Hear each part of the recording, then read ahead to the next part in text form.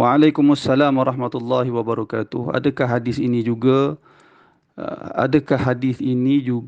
larangan membaca Al-Quran dengan kuat di luar salat? Dalam hadis Nabi sallallahu alaihi wasallam kata Abu Sa'id Al-Khudri.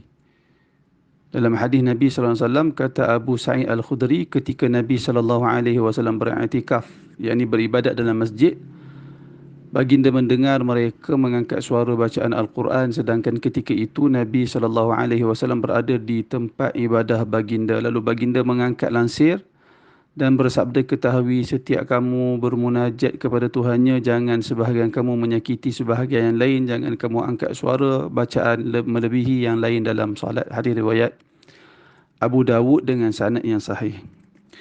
Hadis yang dimaksudkan sebenarnya antaranya diriwayatkan oleh Al-Imam Abu Dawud pada hadis bilangan 1332. Demikian selain daripada Abu Dawud, hadis yang sama juga dengan ada perbezaan sedikit lafaz diriwayatkan juga oleh Imam Ahmad, demikian juga An-Nasa'i dengan perbezaan lafaz yang ada sedikit lah, dengan lafaz yang sedikit berbeza. Hadis ini kalau berdasarkan hadis yang diriwayatkan oleh Al-Imam Abu Dawud, merupakan hadis yang telah dinilai sebagai hadis yang sahih oleh Syekh Nasiruddin Al-Albani di dalam Sahih Abi Dawud.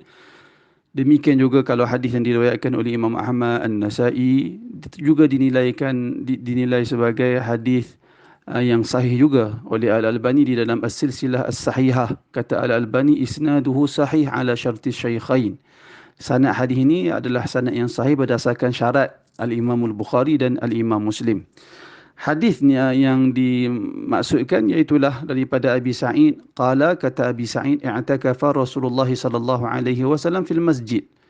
Di dalam hadis sebut dengan jelas Nabi beriktikaf di dalam masjid. Iktikaf yang dimaksudkan bukan semata-mata beribadat, akan tetapi kalau boleh saya guna bahasa, memenjarakan diri di dalam masjid. Yakni kita menetap di dalam masjid.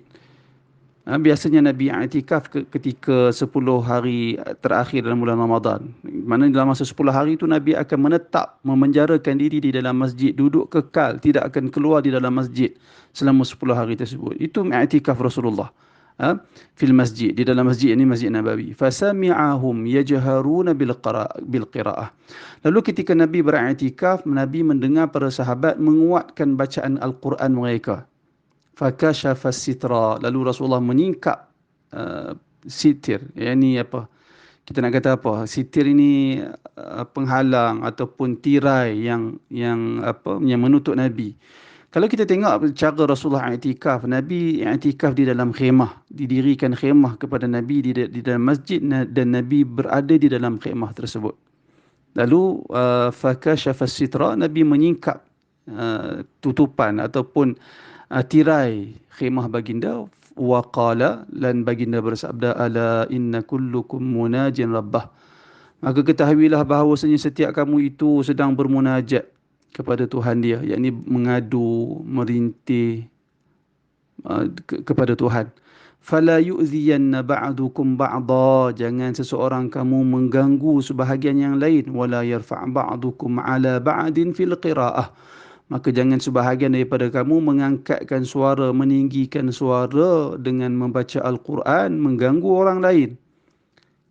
Ataupun dalam sebahagian riwayat Nabi kata fi salah, jangan dia meninggikan suara dia ketika dia menunaikan salat, sehingga menyebabkan mengganggu orang lain yang sedang bermunajat kepada Allah Ta'ala juga.